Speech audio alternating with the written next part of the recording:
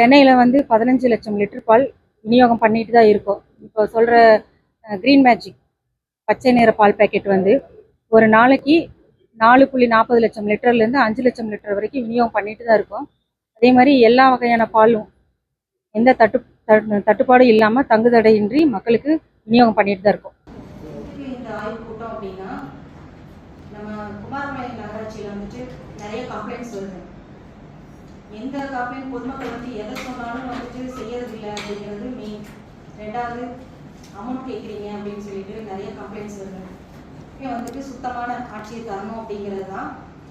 ரெண்டாவது நம்ம குமாரபாளையம் தொகுதியும் சுத்தமாக வச்சுக்கணும் நம்ம நகராட்சி. அது நிறையா வந்து குப்பை அள்ளுற காலையில் கழிவுநீர் இது கரண்ட் பிரச்சனை இந்த மாதிரி நிறைய இருக்குது. உங்ககிட்ட கொண்டு வந்தாலும் இப்போ ஒரு கரண்ட்டுக்கு வந்து இபி லைன் எடுத்து கொடுக்கணும் அப்படின்னு சொல்லிட்டு வந்தால் பணம் கேட்குறாங்க அப்படின்னு சொல்லிட்டு நிறைய கம்ப்ளைண்ட், இன்னைக்கு வா நாளைக்கு வா அப்படின்னு சொல்லிட்டு நிறைய கம்ப்ளைண்ட்ஸ் வருது. நான் அன்றைக்கே வந்து சார்கிட்ட பேசிட்டு போனேன். அதுக்கப்புறம் நான் வந்து இவர்கிட்டயே சொல்லிட்டேன். ஆனாலும் அதுக்கப்புறமும் கம்ப்ளைண்ட் நிறையா வருது. இதெல்லாம் வரக்கூடாது. உங்களுக்கு தெரியும், இது வந்து சிஎம்மோட டிபார்ட்மெண்ட். டேரெக்டாக அவருக்கே எல்லாமே சிஎம்ஸுக்கு அனுப்பிச்சிடுறாங்க. யார் யார் என்னென்ன பண்ணுறாங்கன்னு சொல்லிட்டு டேரெக்டாக அவர்கிட்டயே போயிடுது. அவர் கூப்பிட்டு எங்களை கம்ப்ளைண்ட் பண்ணுறாரு, கேட்குறாரு ஏன் அவங்க தொகுதியில் இப்படி நடக்குது அப்படின்னு சொல்லிட்டு. இது யார் யார் நான் அதாவது என்ன சொன்னால் குறிப்பிட்ட பேரெல்லாம் வந்து நான் சொல்ல விரும்பல. ஆனால் அவங்க பேர் போட்டு தான் கம்ப்ளைண்ட்டே அதிகமாக போகுது சிஎம்ஸுக்கு. அவங்க கூப்பிட்டு உங்கள் நேம் சொல்லி தான் சொல்கிறாங்க. அவங்க பாருங்கள் என்னென்ன பாருங்கன்னு சொல்லி சொல்கிறாங்க. அதை வந்து இனிமேல் தவிர்த்துருங்க, இனிமேல் வேண்டாம்.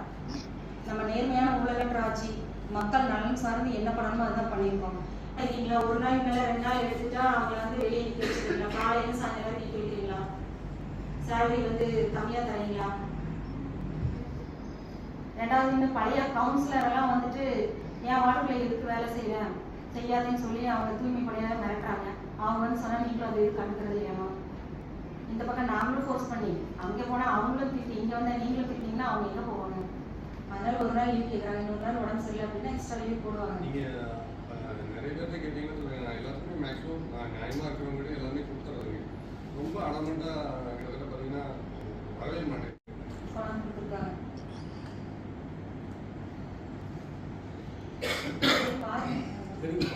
இனிமேல் அந்த இது வர வேண்டாம்.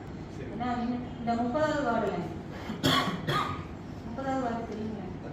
அங்கே போனால் இவங்க போனால் வந்து வேலை செய்யக்கூடாதுன்னு சொல்கிறாங்களாமா. உங்ககிட்ட வந்து கம்ப்ளைண்ட் பண்ணாங்களா? இல்லை, அப்படி வந்து சொல்லுவாங்கம்மா. அதெல்லாம் எதுவும் இது பண்ணிக்காதீங்க, நீங்கள் செய்யுங்க, எல்லாருக்கும் நமக்கு வேணும் அப்படிங்கிறது செஞ்சுருக்காங்க. எல்லா வேலையும் செஞ்சு அவங்க எது சொல்லுவாங்க எல்லா வார்டுமே வந்து எதுவுமே யார் சொன்னால் சாதாரண பப்ளிக் சொன்னாலும் நாங்கள் செய்யலாம். யார் போனாலும் கேட்டு பாருங்க.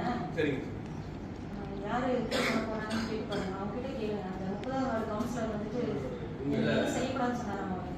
நேற்று பிரச்சனை பண்ணாங்க, ஃபோன் பண்ண அப்படி இல்லை நான் சொன்னால் பண்ண கவுன்சிலர் ஒரு மீட்டிங் பண்ணிட்டீங்க. அதோட கஷ்டம் என்னன்னு எனக்கும் புரியுது. இருந்தாலும் கொஞ்சம் அனுசரித்து இது பண்ணுங்க.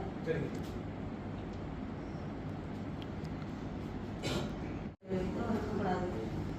பொதுமக்கள் கிட்ட வந்தாங்கன்னா பணம் வாங்குறது, அவங்ககிட்ட இன்னைக்கு இல்லை நாளைக்கு போயிட்டு அப்புறம் வாங்கிக்கணும்னு சொல்கிறதெல்லாம் இருக்கக்கூடாது. ஒரு வேலை வந்திருக்கு அப்படின்னா உடனடியாக அதை முடிச்சுக்கணும். அது எல்லாமே நீங்கள் உங்கள் கையில் தான் இருக்குது. நீங்கள் ப்ரமோஷன் வாங்க மேலே போகணும் அப்படின்னா நீங்கள் வந்து கரெக்டாக இருக்கணும். நீங்கள் கரெக்டாக தான் இருப்பீங்க, இல்லைன்னு சொல்ல யாரையும் நான் இது சொல்லலை. எல்லோரும் கரெக்டாக தான் இருப்போம். இருந்தாலும் நான் சொல்கிறேன், எனக்கு வந்து இங்கே வந்து இப்படி பேசுகிறேன் அப்படின்னா என்னை கூப்பிட்டு அங்கே வந்து கொடுத்துருக்காங்க. யார் யாருக்கு இல்லை என்னன்னு சொல்லிட்டு மெயில் பண்ணியிருக்காங்க. அதனால தான் நான் கூப்பிட்டு பொதுவாக நான் சொல்கிறேன், யாரும் அப்படி பண்ணலைன்னா அதை எடுத்துக்காதீங்க. அந்த மாதிரி பண்ணியிருந்தாலும் இனிமேல் வேணாம், அந்த மாதிரி பண்ணிக்காதீங்க.